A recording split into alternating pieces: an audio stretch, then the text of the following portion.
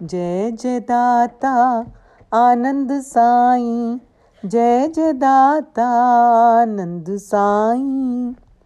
ओम साईं अखंड आत्माएं नमः। परमार्थ में चलने से कोटि पाप कटे, परमार्थ में चले वही जो स्वार्थ छोड़ सके। छिन्न भर की सत्संगत से मिटे कोटि अपराध, सदा ही अर्पित जीव पर हरि कृपा करे अगाध, कृपा करे अगाध। ओम नमो श्री साईं समर्थ। श्री साईं गीता श्लोक नंबर 3238।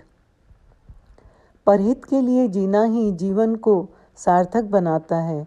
परमार्थ के रास्ते चलने से मनुष्य के कोटि पाप नष्ट होते हैं। जो मनुष्य स्वार्थी है वो परमार्थ के रास्ते चल ही नहीं सकते, उन्हें अपनी चिंता ही सताती है।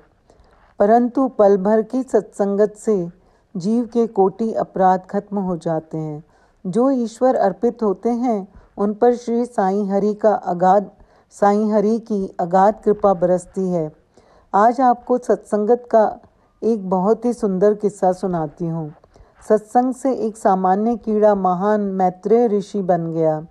एक बार भगवान वेद व्यास जी कहीं जा रहे थे। रास्ते में उन्होंने देखा कि एक कीड़ा बड़ी तेजी से सड़क पार कर रहा था।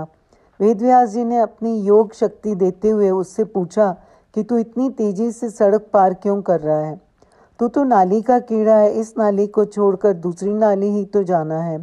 कीड़ा बोला, बाबा जी बैलगाड़ी आ रही है, बैलों के गले में बंधे घुंघरू तथा बैलगाड़ी के पहियों की आवाज़ सुन रहा हूँ।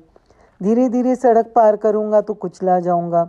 वेद व्यास जी ने कहा, कुचलने दे, कीड़े की योनि में जीकर भी क्या करना है?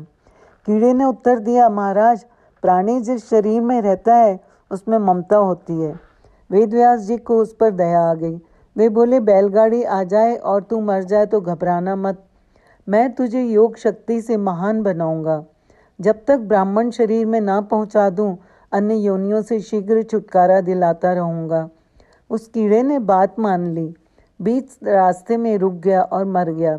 फिर वेद व्यास जी की कृपा से वह क्रमशः कौवा, सियार आदि योनियों में जब जब भी उत्पन्न हुआ, व्यास जी ने जाकर उसे पूर्व जन्म का स्मरण करा दिया। इस तरह से वह क्रमशः मृग, पक्षी, शूद्र, वैश्य जातियों में जन्म लेता हुआ क्षत्रिय जाति में उत्पन्न हुआ। थोड़े समय में रणभूमि में शरीर त्याग कर उसने ब्राह्मण के घर जन्म लिया। भगवान वेदव्यास जी ने 5 वर्ष की आयु में ही उसे सारस्वत्य मंत्र दे दिया, जिसका जप करते करते वह ध्यान करने लगा। उसकी बुद्धि बड़ी विलक्षण हो गई। वेद, शास्त्र, धर्म का रहस्य समझ में आ गया। 7 वर्ष की आयु में वेदव्यास जी ने उसे कहा, कार्तिक क्षेत्र में कई वर्षों से एक ब्राह्मण नंदभद्र तप कर रहा है, तुम जाकर उसकी शंका का समाधान करो। ब्राह्मण कुमार नंदभद्र ब्राह्मण के पास पहुंचकर बोला, आप तप क्यों कर रहे हैं? ब्राह्मण बोला, जो अच्छे लोग हैं वे सहन करते हैं, दुखी रहते हैं, और पापी आदमी सुखी रहते हैं, ऐसा क्यों है? ब्राह्मण कुमार ने कहा, पापी आदमी यदि सुखी है तो पाप के कारण नहीं, वरन पिछले जन्म का कोई पुण्य है और वो अपने पुण्य खत्म कर रहा है। धार्मिक आदमी को उचित दिशा व मंत्र नहीं मिलता, इसलिए वो दुखी होता है। वो धर्म के कारण नहीं अपितु सद्गुरु न मिलने के कारण दुखी रहता है। ब्राह्मण तपस्वी बहुत प्रसन्न हो गया ब्राह्मण कुमार का उत्तर पाकर, तब छोड़कर परमात्मा चिंतन में लग गया। इस प्रकार ब्राह्मण कुमार 7 दिनों तक निराहार रहकर सूर्य मंत्र का जप करता रहा और उसने शरीर त्याग दिया। दूसरे जन्म में कुशारु पिता एवं मित्रा माता के घर जन्म लिया और मैत्रेय ऋषि हुआ। सामान्य कीड़ा सत्संग पाकर महान ऋषि बन सकता है तो मानव की बात ही क्या है। हमें भी श्री बाबा और आनंद साईं जी इस जन्म में मिल गए हैं। हमारे कुछ पुण्य कर्मों की वजह से तो हमारी मुक्ति निश्चित ही है। ओम साईं राम, जय साईं राम।